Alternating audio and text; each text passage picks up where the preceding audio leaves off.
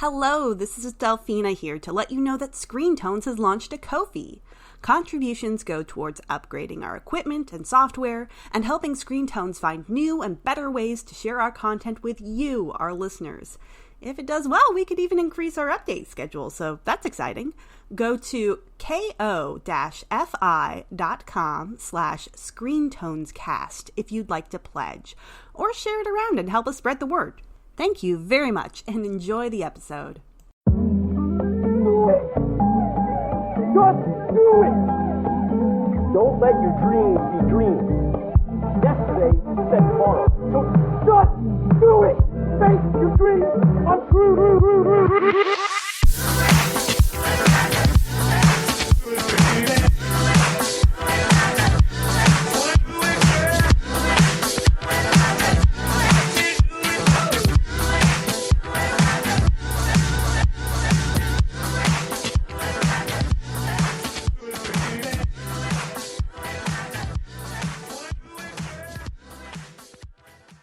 Hello, and welcome to Screentones, where we talk anything and everything webcomics. Today, we're going to be talking about pens and inking.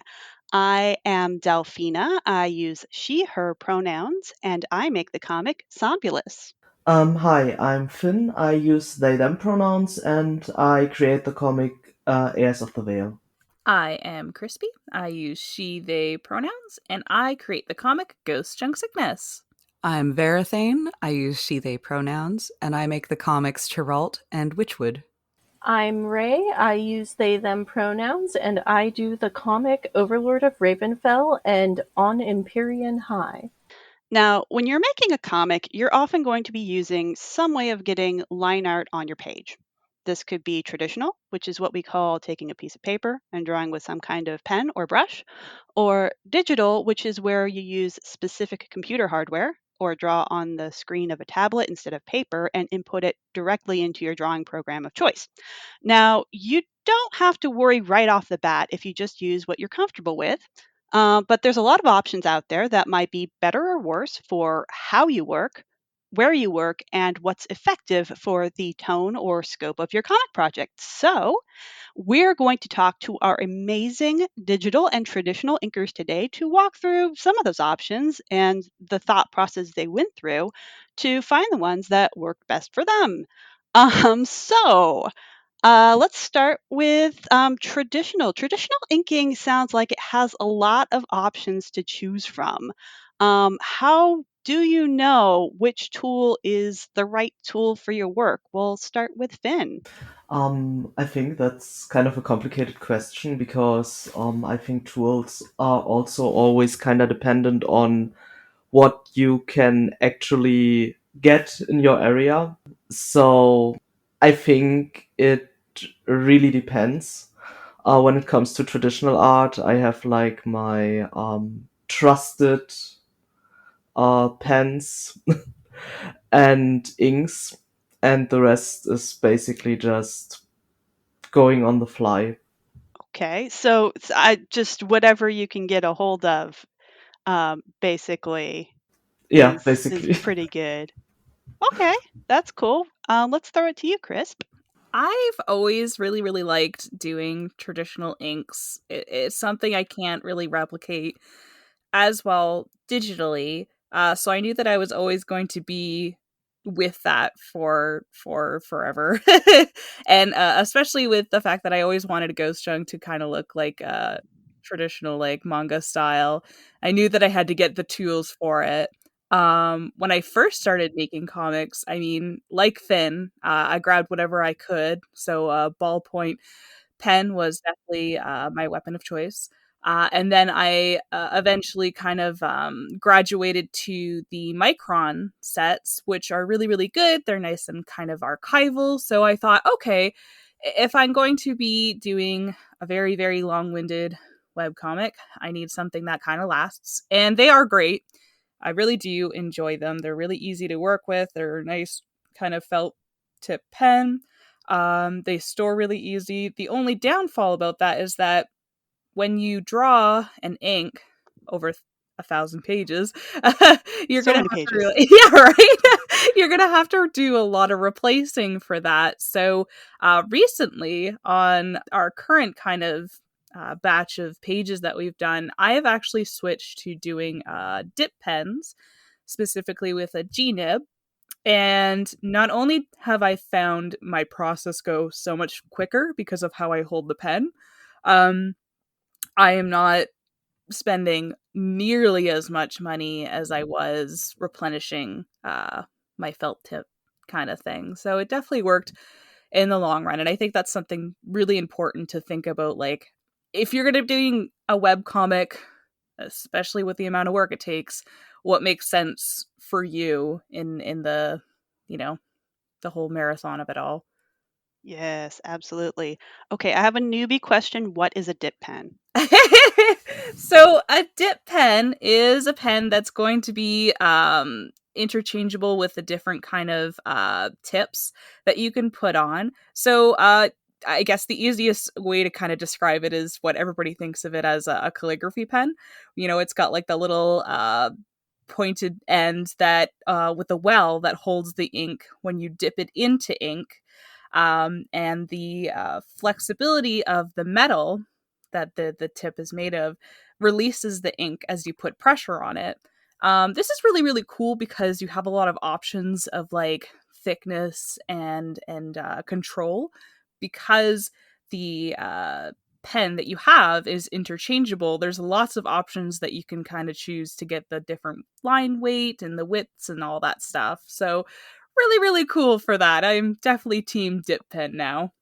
It sounds messy though, like because the felt pens are just like a thing where you have a cap and it works like a just like a normal pen in my experience, or a marker like a Crayola marker or something like that, only better. But Mm-hmm. like, yeah, that's so this is like old school. It's based on like quills Yep. and like feather. Oh my gosh. Yeah. And it Wow. is messy. It is messy. I usually, like, when I come out of inking, I will have ink on my hands. Now, that's not to say everybody who does ink is going to be as messy as I am. But you do, with traditional, Finn, you know this too, that you're going to have spills and accidents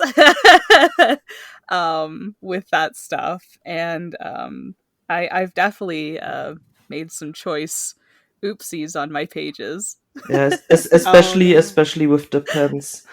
Also, Yep. like, you're literally going to spill some ink at some point, so you kind of have to be prepared to maybe have a replacement at hand, because sometimes you just, yeah, gravity exists. Oh my goodness. To be fair, it That's can happen with normal pens too. Yes, yes, it can. I've had pens explode on me, but I mean, it's oh my exciting. gosh. I mean, exciting is one word for it. I'm gonna pivot because a couple of us have actually started with traditional and now are inking their current comics digitally. What are the advantages to switching to a digital method? Let's start with Thane. Well, probably the biggest advantage that was the part of the reason why I decided to switch over is that uh my first comic Chirrut was entirely traditional, and it was almost 1,300 pages long. Oh my And goodness. when you're working on real paper, that is a lot of paper. It fills quite a bit of bins. And I, shortly before, or maybe it was after, anyway, at some point over the course of like when Chirrut was big and long, I had to move all of those pages. And I was like, you know what? Maybe my next comic, I'll try to do it digitally, and then I won't have to deal with all this paper anymore. Uh, it was kind of a mixed choice because I do love working traditionally. My solution for running out of projects was mostly to buy refillable things as I was working on it. I had it down to a system. I was working really fast. I was using markers to kind of shade everything. So the whole thing was all done kind of on that paper. But I wanted to do a comic in full color. Mm. And I knew that that was going to be a lot if I did that fully traditionally. So I decided, you know what, I'll give it a try. The software has come a long way. I had gotten Clip Studio, and wanted to figure out all the stuff it could do because I was seeing everybody posting about all these exciting things like perspective rulers and like you can make like the speech bubbles directly in the software. There's a tool for that, and like the panels tool, and you can mask things and use all the little digital tricks that I'd been using for a while. It so far, I like my main. It's been 3 years now since I've been doing Witchwood digitally, and it's got like kind of ups and downs. I feel like I still haven't quite hit like the, I don't know, the sense of freeness that I get when I'm working with traditional inks in the digital medium, but it does have some like extremely convenient options in there. The existence of the undo tool. um, Yes. I try not to use it too much because I feel like it's kind of one of those like monkey's paw blessings because it's great. Like it's so good, but it's so easy to overuse it, and then work will take a very long time because you'll just be undoing every line. And one of the blessings of traditional is that you're kind of forced to just run with your mistakes. And a lot of people find that scary, but I feel like it's actually one of the most freeing aspects of working with real pens is that you just kind of got to keep going.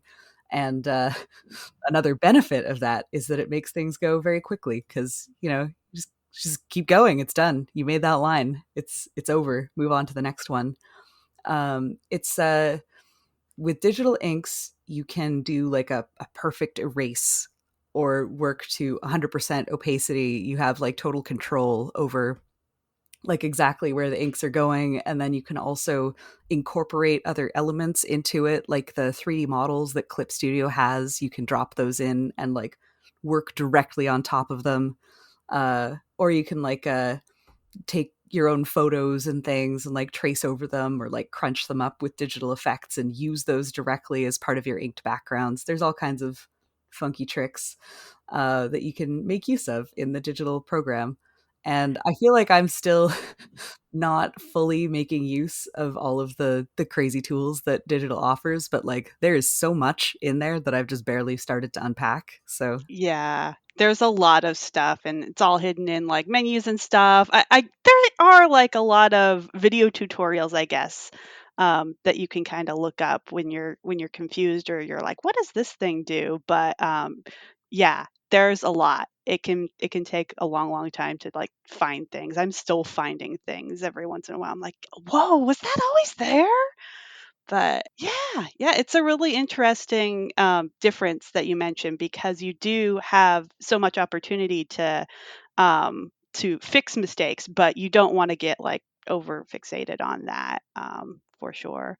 Let's throw it to Ray. What's your experience with working digitally, coming from a traditional? Okay, so the main reason why I switched to digital is while I do really love traditional inking, the thing I absolutely hate is scanning things in and doing the cleanup work.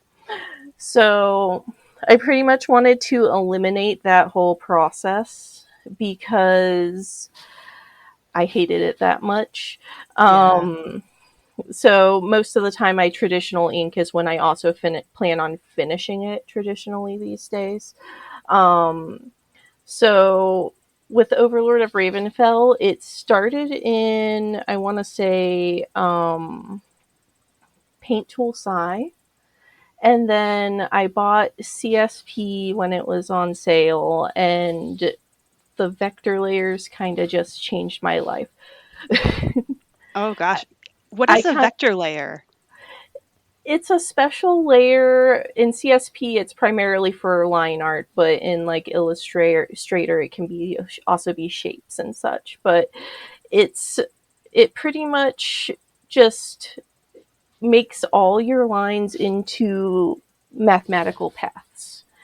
And the reason why I really like that is if you say have a tangent of lines bumping into each other and there's some overlay, you can just grab the vector eraser tool and just tap it and it's gone.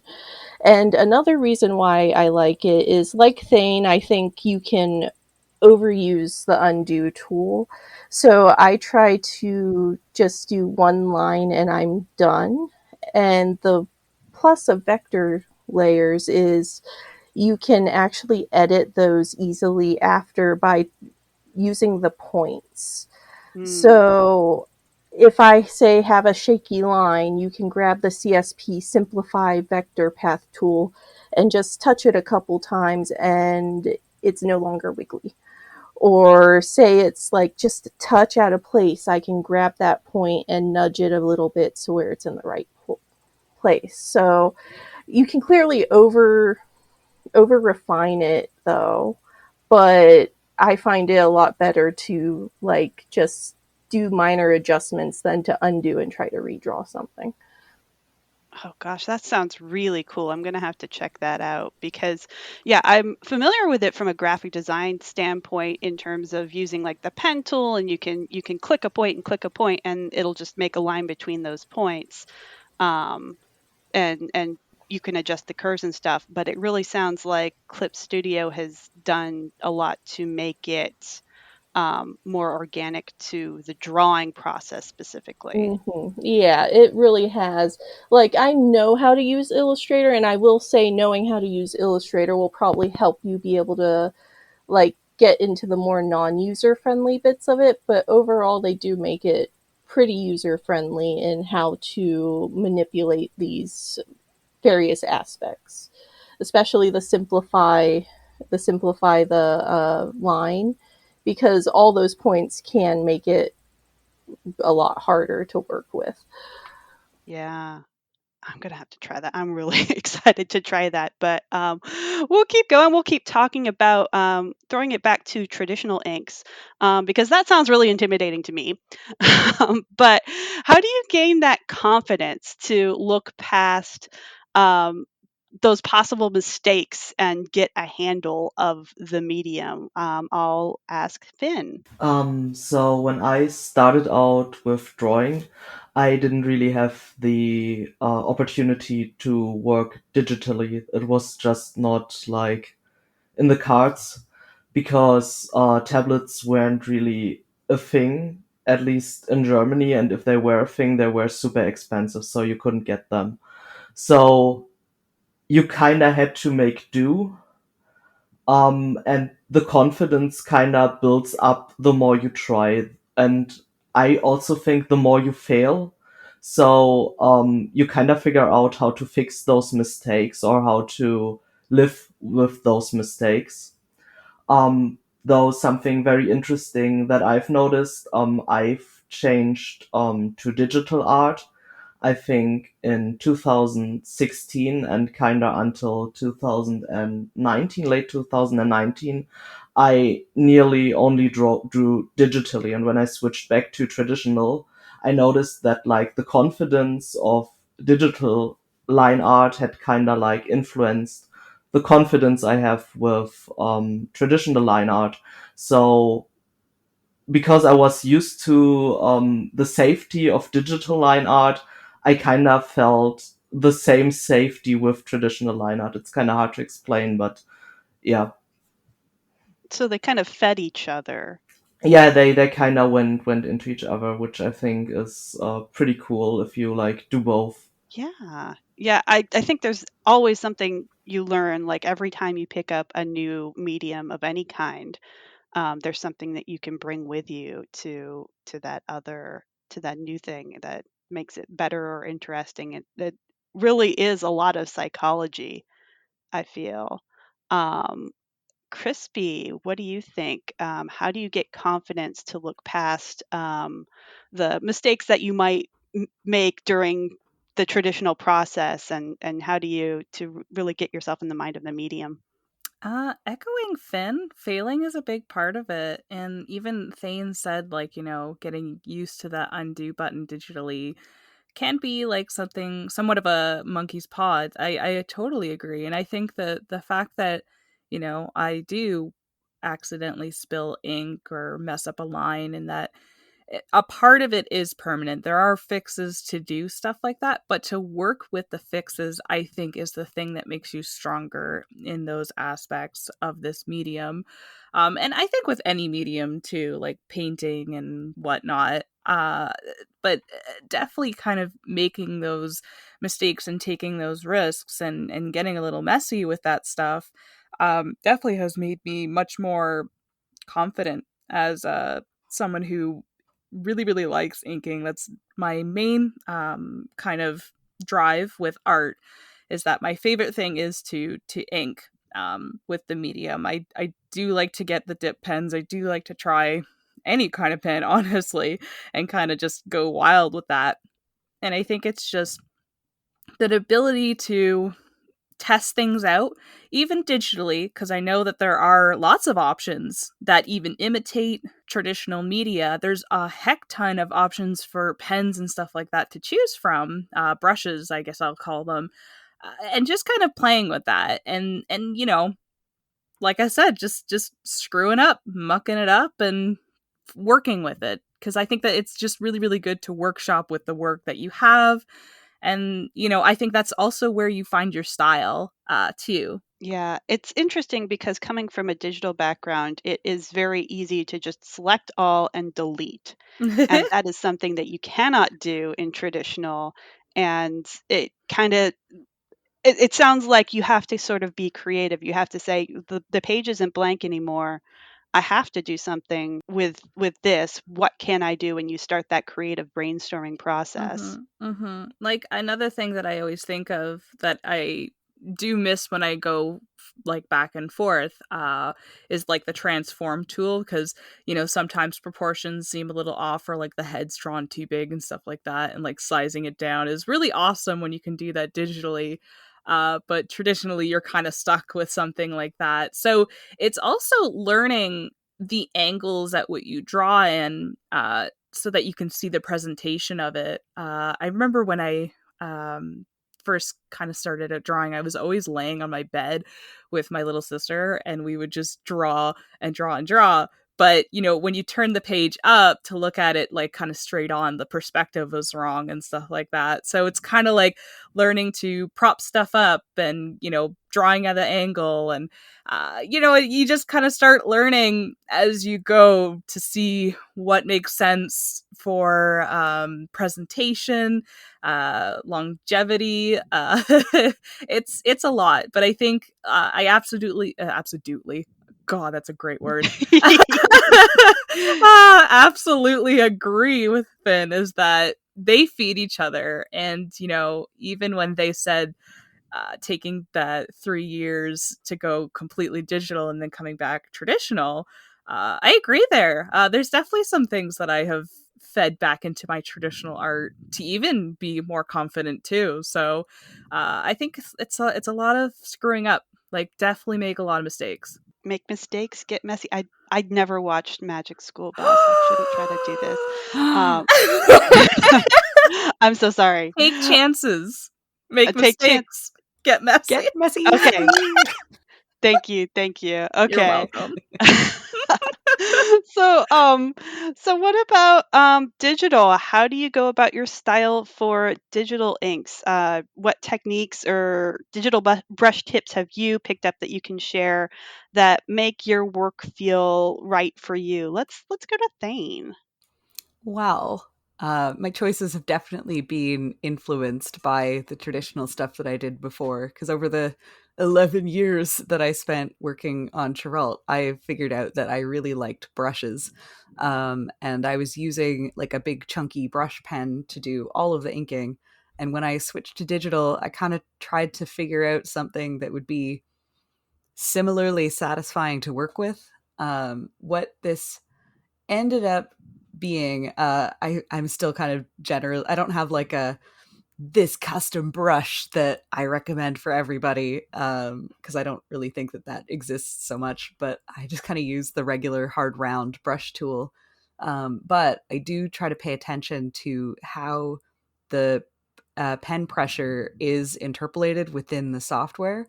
And a lot of programs will let you kind of fine tune that. So within Clip Studio, when you're picking a brush, you can actually open up like a little chart with like a little curve, and you can play around with like how fast it goes to thick and thin. or like reverse it or do all kinds of other fun stuff. Like if you find that you tend to press like really, really hard, you might want to adjust the pen pressure curve so that it doesn't start getting thick until you're already kind of at a harder pressure. If you're finding that your lines are coming out thicker than you want them, stuff like that.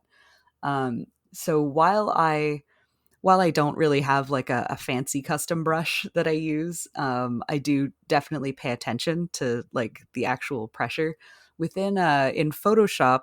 Actually, within multiple softwares, there's a tool called Lazy Nezumi that you can download, and that will give you.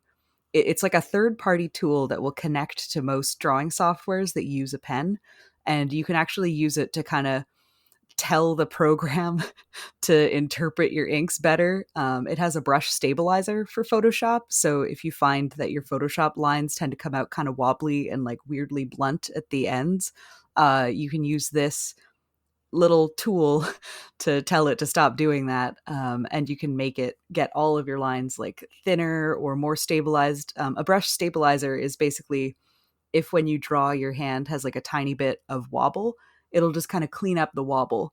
And you can tell it how much you want to clean up. At the most extreme end, it'll turn every line into like a perfect parabola. But you might not necessarily want that with your style.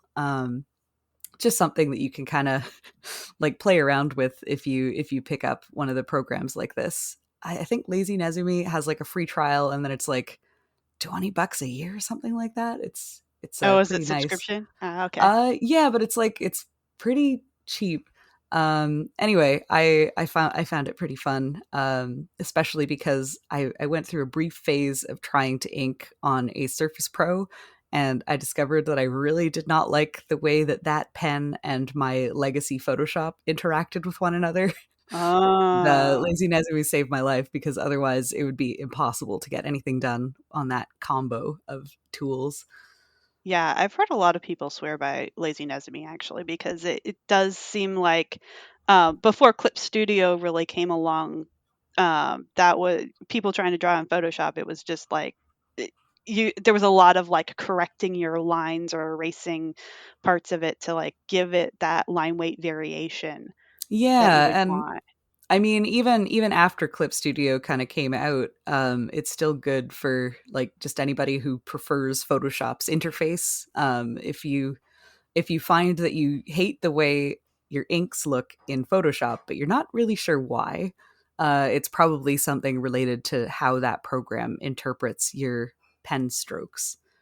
Yeah. So I still use it for painting because I don't know. I find that somehow the way that it overlays colors on one another is still pretty satisfying, but the inking and drawing tools are a little shaky. Yeah, understandable. How about you, Ray? How do you go about your style for digital inks? I know we talked about vector inking.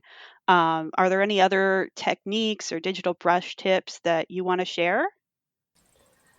I mean, most of my comic work, since I do two comics, I actually have specific aesthetics that I intend for them.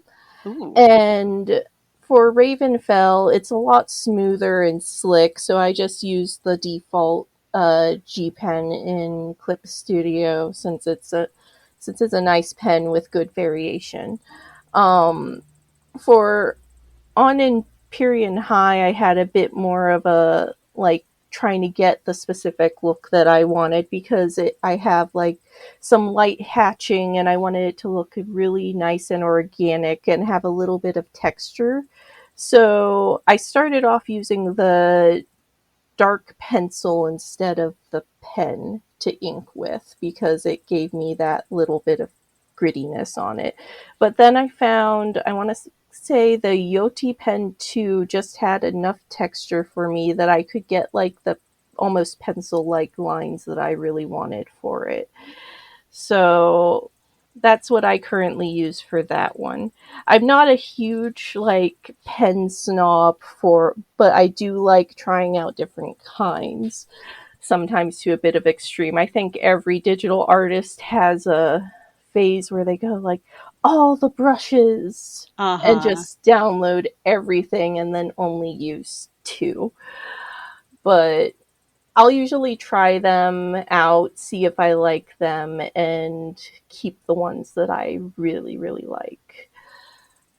I felt like I was just called out there for I have downloading that all of the problem. brushes and only using 2. 'Cause Same though. Oh god. I have like 200 brushes and I never use any of them. there's, like, the Friendin brushes, there's, like, 1,000 of them, and I can't, like, sort them, so you really kinda have to devote a day to, like, loading in all the brushes, trying each one, doing a little doodle with each one, and saying, "This, and this. Okay, those are my new best friends." Yeah, I think that's also one of the like monkey's paws of digital is there's just so many options that it can be hard to narrow down to the things that you will actually use and find useful. And instead, you can just download all these fonts, all these brushes, and other tools that you're just on. If you're honest with yourself, you're never going to use. Mhm. Yeah, and I like your point about how Overlord of Ravenfell and then also on Empyrean High have different styles. So you really sought out the brushes that worked for those styles, for the textures that you wanted to get across kind of the mood of each comic. Yeah, I think they look very different from each other. I mean, in more ways than one, but still, you can probably tell that they're still in my style. I feel like if it was really true to say like you download all these brushes for like digital and you use like one, and I think that's like the same for traditional. I think there's always that joke of like the artists that just hoard art supplies. When you go to like an art store and you're just like, oh, that pen, I'm gonna buy that pen, and then it just sits on your shelf and you're like, that's a good pen. I got it. You have to realize art supply collecting and art are two different hobbies. Oh my god. It's so true. True. Well, okay, so I do have a favorite tool that still stands out because it's the one that I used for like well over 1,000 pages of Chiralt. It's the Pentel calligraphy brush pen. And I love it because it's got nice opaque ink that is waterproof and marker proof, and it's refillable. So when you like, you know, use up an ink cartridge, you can just like buy a little pack with 4 more ink cartridges for like $6 or $7, I think, and then just keep loading them in there and using the same brush for years and years. And the bristles are like they're synthetic, but they're real bristles instead of one of the felt tips, so they last a really long time and they keep holding a point. Uh, anyway, that's my little sales pitch. It's Yeah, great. I have that pen and it is amazing. I have one similar called the Kuretake number 30 that is like that, but you can buy a converter for it and fill it with whatever ink you want. And I really love it. So that's what I started using after I used the Pentel. Mm-hmm. Mm-hmm. I picked up. I think I have a couple of Kuretake brush pens. There's a couple of other like brush pens that I had to get from Jet Pens. There are some from Zebra and some from Tombow, and they're technically felt tips and they're disposable, which is unfortunate. But they come to a really lovely little point. So I started using them sometimes for the smaller details, just because the Pentel makes really big, chunky, like chunky lines. So in terms of tablets for digital stuff, I got started using an Intuos, and that was what I had at the time that I was working on Chiralt, which I didn't enjoy inking on, so I didn't use it. I was doing a traditional comic at the time. And one of the things that pushed me to actually switch to digital was when I got a Cintiq. Secondhand from Kijiji. But it Oh. was it was That's how you so do it. good. I use it like every day. It's technically an older model. Like I got it 3 years ago, but this is the like I don't know 2013 like Oh, the 21 wow. UX. So it has a different aspect ratio. It's like a little bit taller vertically and less wide. But I don't know, there's just something very satisfying about it. I really like working on big surfaces, Yeah. which is why I haven't been able to really take to any of the smaller, like, the iPads or the portable screen tablets. Mm-hmm. I just find I get really annoyed if there's a menu, like a tool menu that's covering up the art. I'm just like, get out of here. But But I like, need it open. a lot of it depends on like the brushstroke and how you hold like utensils and stuff like that, with like the varying degrees of what you'd like to achieve of that. So like even like talking about tablets and stuff, it's the way that you move your arm to get those lines that you want. Like I'm okay with my tiny little itty bitty. I did have a Wacom Bamboo for like the longest time, and it was like, an 8 by 7 or something ridiculous like that. Just this little Baby. tiny guy. Yeah, little baby. I still have Yeah. my other little baby. I find that that's okay when I do digital and when I do traditional, because it's still kind of like I'm always used to focusing on super small hyper details. So the way that I hold the pen and the way that I move my arm still feels natural to me. But people who are more used to, I find this is, I don't know, this could be a thing, but like I feel like people who like the more bigger brushstrokes and the broader kind of approach really like to use their arm and their shoulder way much more, and I think like to cover a bigger space too. So like consider how you hold the utensil to kind of like go to the next step of like getting whatever utensil that you want, like digitally, especially tablet surface area. I think Yeah. this is super true. Although there is something that I feel like maybe I should mention, because just being around friends who are all also artists or animators for years and years, the way that you hold your tools can also influence what kind of repetitive stress injury you might be Yes, prone to. yes. And Mhm. it's true that people who work on like Cintiqs, especially angled, they tend to have shoulder problems, whereas people who work on the lower, like the Intuos, the ones that are not a screen tablet, will have like wrist problems, Mm-hmm. or like carpal tunnel and stuff. So no matter what material you use, make sure to take breaks and do Yes. stretches. It's Yep. important. Yeah, one thing that I would also want to mention for digital inking is one, to fill the background with something other than white, and to also take like 5 minutes or so every hour, or even just every half hour, and not look at your screen. And this is also true if you're inking traditionally and you use a light table, is definitely take breaks and rest your eyes. Yeah, I think one of the rules is like every 20 minutes of looking at a screen, like look up and just look like across the room or at something a little farther away.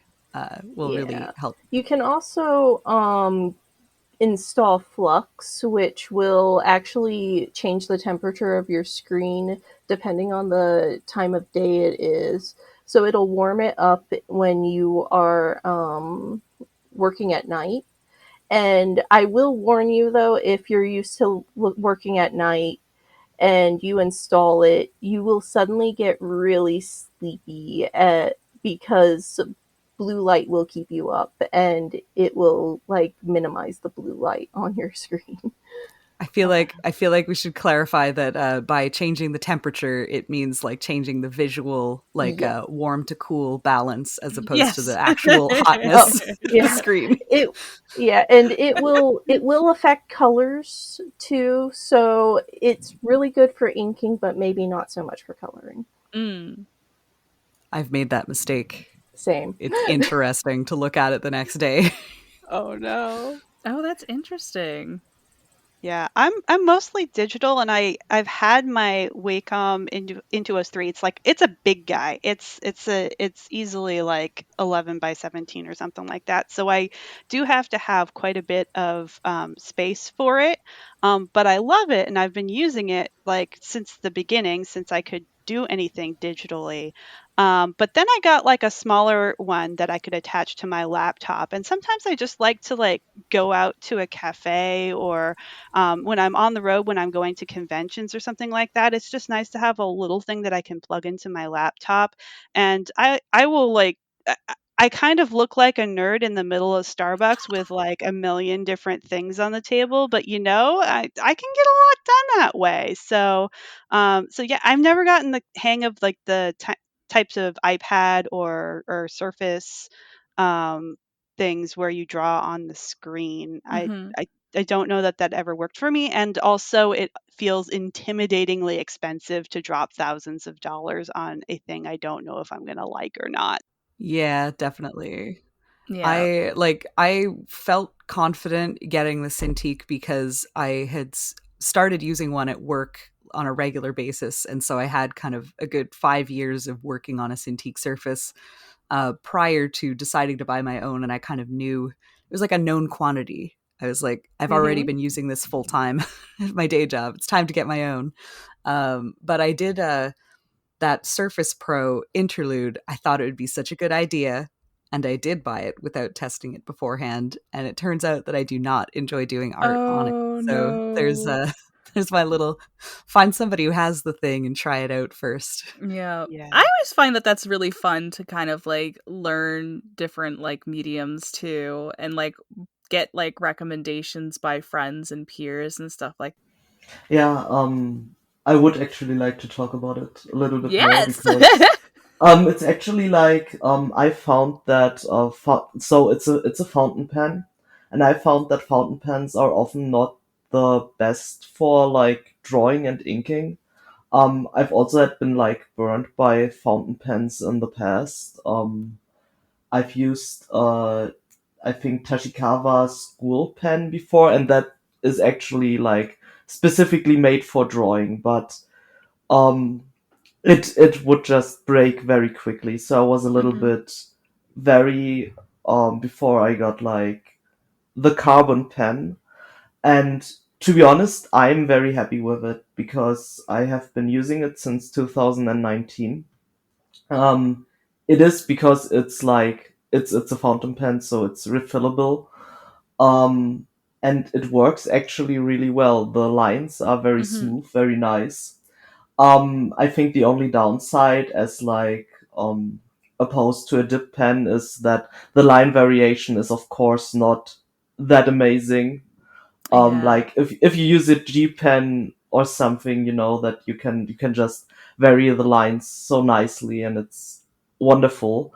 Mhm. But I think if you want to work like a little bit less messy, if you want to be more on the safe side with inking, then the platinum carbon pen is like a very good choice.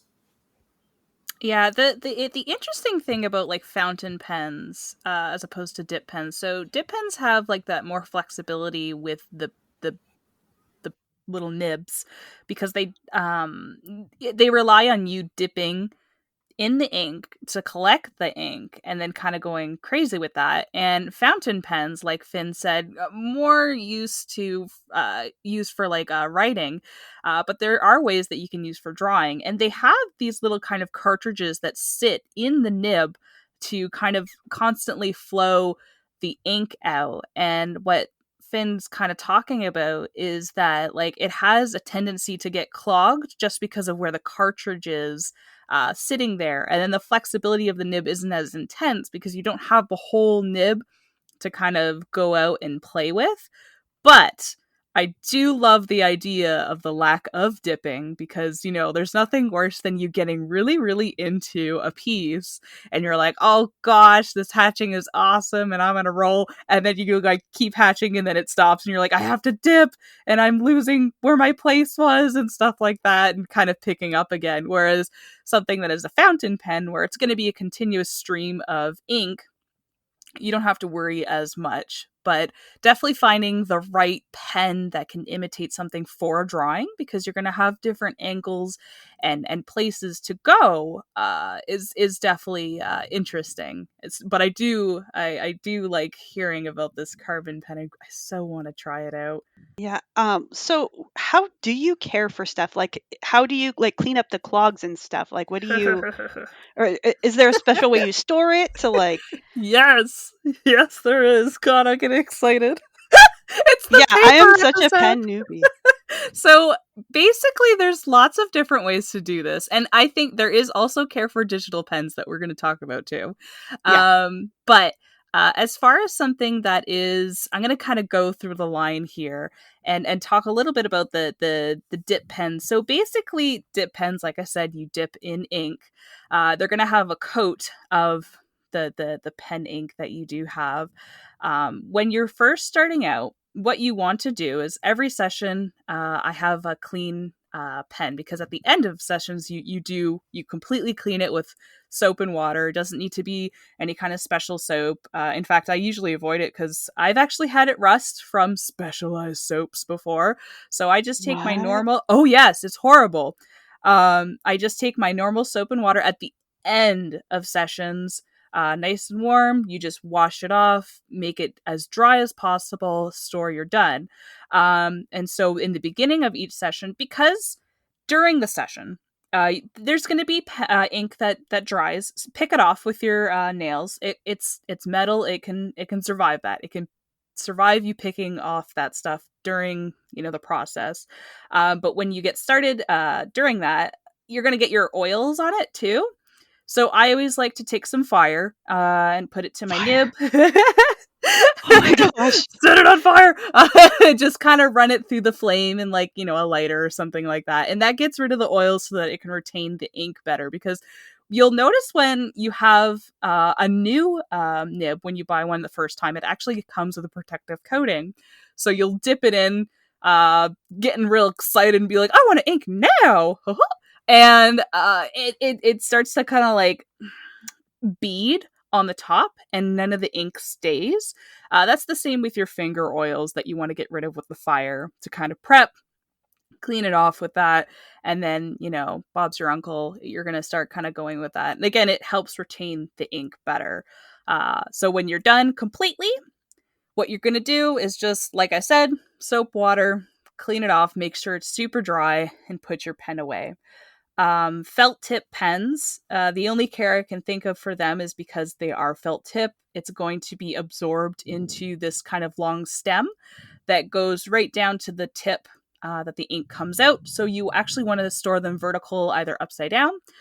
And then you're going to have more of your painty kind of pens that have thickness in them, like Finn talking about the fountain pens. Those need to be stored horizontally, because storing them vertically will actually clog up and ruin the receptacle of where the inks come out. That's the same with paint pens. And yeah, basically that's the little care that you want to take for those guys. With the brush pens that have real bristles as opposed to felt bristles, when they start to fray and lose your tip, you can actually kind of give them a tiny little trim, because often the thing that tends to happen to those ones is that one bristle will go wonky and kind of stick off to the side, and if you can't get it to join up with the others, sometimes you just got to cut it off. Eventually, of course, this does mean that the brush will kind of wear out, so you kind of got to try to make sure you're not jamming the bristles when you put the cap back on to extend that lifespan. Yeah, and you want to imitate when you grab pens or when you have ink to grab it from. Kind of do it in a brush motion away from the center, to kind of reform. Kind of like if you would do watercolor, or putting some water on your acrylics. Kind of try to reform your brushes every now and then, to kind of make sure that they don't get all bristly super fast. I'm taking so many notes. You do want to make sure too that if you use your own ink, to check out what kind of ink you're using. I know so many people that go, oh, hey, I'm going to use the Staler and Rowney acrylic ink, and then wonder why their nice Kuretake brush pen suddenly got stiff after, they haven't used it for a while. Yeah, you got to pay attention to a certain shellac that is in a lot of inks. There's actually a lot of shellac in a lot of Heckin inks because of how it dries. Speedball has its own kind of tempering with that too. So just kind of being a little bit more careful with how you store your brush. taking the proper care to clean it after you're done. Again, dip pens are okay. You can scratch it off with your nail during the whole process. They're going to be fine. It's good. We have fire for that. But that will definitely help the longevity of that. As I was saying earlier, though, that digital pens also need their own kind of care for that, longevity as well that we have. And digital pens have this nice little interesting thing where you can change the nibs. Because the nibs are actually a certain kind of plastic that will start to, file down because you are drawing with it. It comes with these nice little replaceable nibs that you can use, and I do believe you can buy them from like the company yourself that you use the pens from, and then just keep changing it with this nice little tool, taking it off, putting it in.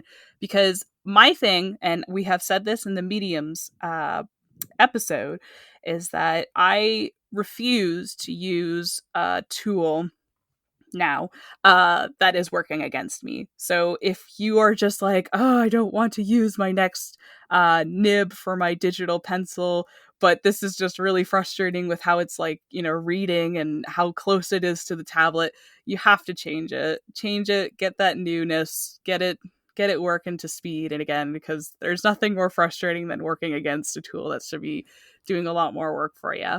I have a confession. I have never changed a nib What? on my Really? Wacom. It's actually pretty important that you do it, because over time, if you press very lightly, it might take a long time for it to get to this point. But if you wear a nib down to the point where it's flat, it can actually develop like a little sharp point. Yeah. And then as you draw, that point can scratch up the surface of your tablet. So I have scratched up the surface of my tablet, and I just taped a protective sleeve over the top of it. Oh my god.